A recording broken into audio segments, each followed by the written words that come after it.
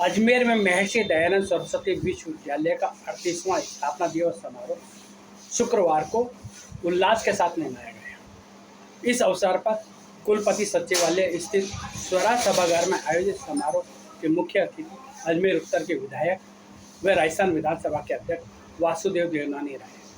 विशिष्ट अतिथि जल संसाधन मंत्री सुरेश सिंह रावत रहे। मुख्य वक्ता के तौर पर समाज सेवी व शिक्षाविद हनुमान सिंह राठौड़ थे और विशिष्ट अतिथि के तौर पर बीकानेर कृषि विश्वविद्यालय के पूर्व कुलगुरु प्रोफेसर BR छिपा रहे। कुलगुरु प्रोफेसर सुरेश कुमार अग्रवाल ने आगंतुकों का स्वागत करते हुए विश्वविद्यालय की गतिविधियों की जानकारी संचालन प्रोफेसर अरविंद पारिक ने किया। इस अवसर पर पूर्व कुलगुरु शेखावत और पूर्व कुलगुरु प्रोफेसर KC शर्मा भी मौजूद रहे। समारोह पूरी तरह गरिमा में रहा और राजस्थान विधानसभा के अध्यक्ष देवनानी ने भारतीय सभ्यता व संस्कृति को बनाए रखने पर जोर देते हुए कहा कि इससे युवा पीढ़ी को जोड़ना चाहिए। समारोह के बाद राष्ट्रगान हुआ और उसके पश्चात पतंजलि भवन के बाहर कल्प वृक्ष का पौधा लगाया गया।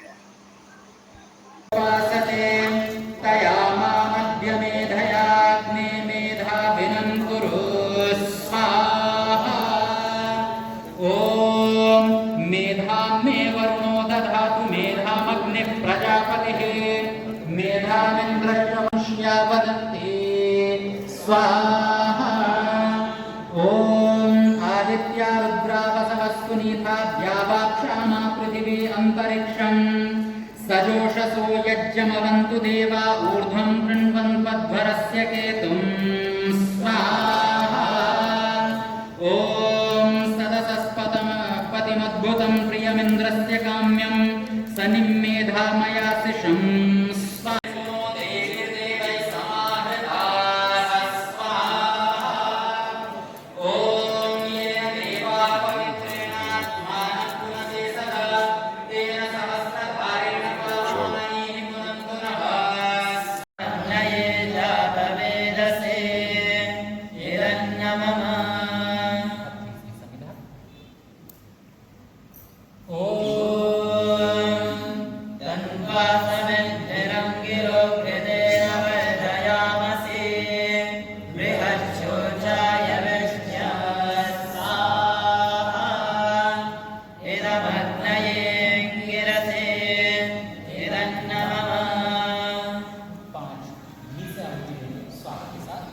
चम्मच को जैसे हम पैन पकड़ते हैं अंगूठा उंगलियों के बीच से नीचे से पकड़ता है ऐसे। यहाँ मैं कुलगुरु अग्रवाल जी को बधाई भी दूंगा, धन्यवाद भी दूंगा जिन्होंने आज हवन के साथ प्रारंभ किया। हवन का बहुत बड़ा जीवन में महत्व है, सारे वातावरण को शुद्ध कर देता है। लेकिन लोग कहते हैं अपने जन्मदिन पे हम हवन करें, और बड़े लोग तो कहा करते थे ये केक काटना और बाकी बाहर जाके भोजन करना ये परंपरा कभी नहीं। घर पे भी कहते थे कि आप तेल को जलाओ, कुछ पकौड़ी बने, हलवा बने, उससे जीवन से कई उसके प्रति संस्कार भावार्थ में थे। लेकिन हम भी चटपटे संसार की ओर जो दुनिया कहती है, इसके कारण अपने बच्चों को भी हम उसी ओर ढाल रहे हैं। और आज जो सबसे बड़ी भारत में, और क्योंकि अपन यहाँ इस विश्वविद्यालय के अध्यापक और छात्र हैं, सबसे बड़ी जो आवश्यकता लग रही है वह सनातन संस्कृति को मजबूत करने की लगी। सनातन संस्कृति रहेगी तो हम रहेंगे। वो संस्कृति को केवल एक आध वाक्य में डिफाइन नहीं किया सकता। वह जीवन जीने की शैली, हमारा विचार, हमारा सोच, हमारा लक्ष्य। विश्वविद्यालय भी पुष्कर विधानसभा के क्षेत्र में आता है, तो मैं अपने आप को और भी भाग्यशाली समझता हूँ कि इस विश्वविद्यालय के लिए कुछ करने के लिए, मेरे विधायक पद से कुछ देने के लिए मेरे को दे सकता हूँ मैं, तो मैं कुलगुरु जी से भी निवेदन करता हूँ कि आप वैसे तो आपके यहाँ कोई वित्त की कमी नहीं है, लेकिन फिर भी आपके इधर कुछ भी मेरे लिए कोई काम हो, कुछ स्तर पे बात करनी हो तो भी करेंगे। हम चाहते हैं कि जिस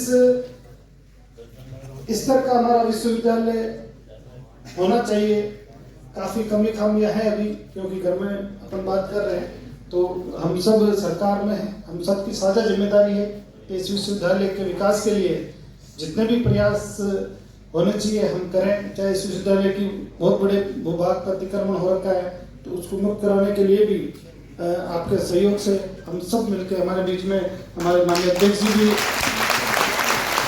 भी रहते हैं, इनका भी सहयोग लेंगे।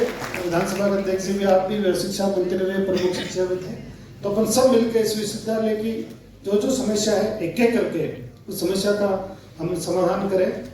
ऐसी आप अधिकार नहीं जमा सकते, लेकिन अगर हमको अंग्रेजी शासन को दीर्घ काल तक यहाँ पर चलाना है तो चलाने के लिए इन सबको इंग्लिश कल्चर में ढालना होगा, और ढालने के लिए ईटन और हैरो की तरह यहां पर भी कुछ स्कूल स्थापित होने चाहिए। ईटन और हैरो ये जो दो स्कूल है इंग्लैंड के, ये स्कूल में वो लोग पढ़ते थे जो भावी वहां के राज्यकर्ता बनेंगे, उनके लिए हुआ है, एलिट क्लास के लिए। तो यहाँ पर भी राजा महाराजाओं के जो बच्चे हैं उनको ईटन की तरह से कोई स्कूल करके और इंग्लिश कल्चर में डालना चाहिए, ये प्रस्ताव आया। अब ये प्रस्ताव आने के बाद अगर अंग्रेज यहाँ पर कोई अगर कॉलेज या स्कूल खोलते तो समझ में आता है कि उनको इच्छा थी और इसलिए उन्होंने खोला।